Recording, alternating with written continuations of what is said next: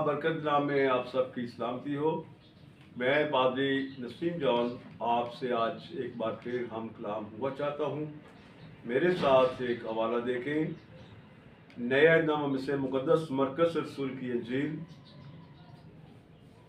اس کا 3 باب اور اس کی 28ویں، 29ویں اور 30ویں آیت۔ یسوع مسیح نے کہا کہ میں تم سے سچ کہتا ہوں کہ بنی آدم کے سب گناہ اور جتنا کفر بکتے ہیں معاف کیا جائے گا، لیکن جو کوئی روح القدس کے حق میں کفر بکے وہ ابد تک معافی نہ پائے گا۔ لیکن جو کوئی روح القدس کے حق میں کفر بکے وہ ابد تک معافی نہ پائے گا۔ لیکن جو کوئی روح القدس کے حق میں کفر بکے وہ ابد تک معافی نہ پائے گا، بلکہ ابدی گناہ کا قصوروار ہے، کیونکہ وہ یہ کہتے تھے کہ اس میں ناپاک روح ہے۔ کلام کا بڑا سنا جانا ہم سب کے لیے باعث برکت ٹھہرے۔ خدا ان کا شکر۔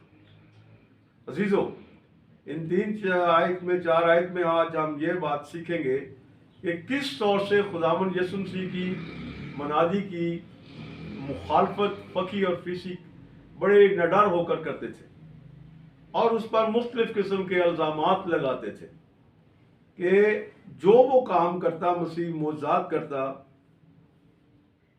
کلام کرتا بڑے زور اور جوش کے ساتھ، اس پر ہر بات میں فقی فریسی موقع ڈھونڈ کر اس پر تہمت لگاتے اور اس کو یہ کہتے کہ تجھ میں ایک ناپاک روح ہے۔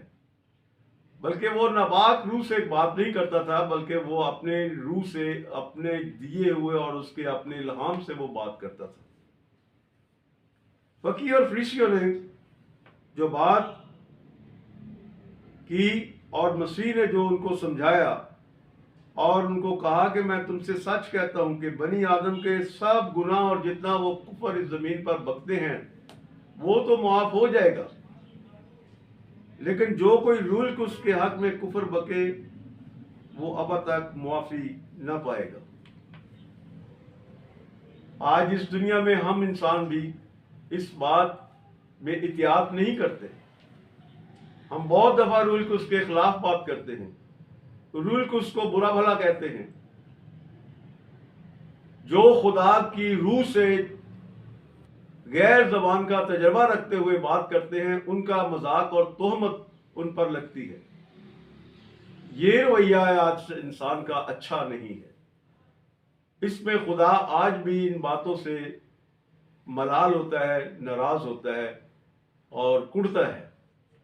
روح القدس ایک قوت ہے جو ہمیں ہر وقت سنبھالتی ہے اور طاقت دیتی ہے، اور اگر ہم بڑی بے باکی نڈر ہو کر اس کے ہی خلاف بات کریں گے تو آج عزیزو اس بات کو ہم سب نے سمجھنا جاننا ہے کہ ہم سب کے گناہ جو مسیح خداوند نے کہا کہ جو خدا کے خلاف کفر بکے گا، بنی آدم کے خلاف کفر بکے گا، وہ سب کچھ معاف ہو جائے گا، لیکن جو کوئی روح القدس کے حق میں کفر بکے گا وہ ابد تک معافی نہ پائے گا۔ نہ اس زمین پر معافی اس کی ہوگی، نہ آسمان پر۔ اس لیے ہمیں احتیاط اور محتاط رہنے کی ضرورت ہے۔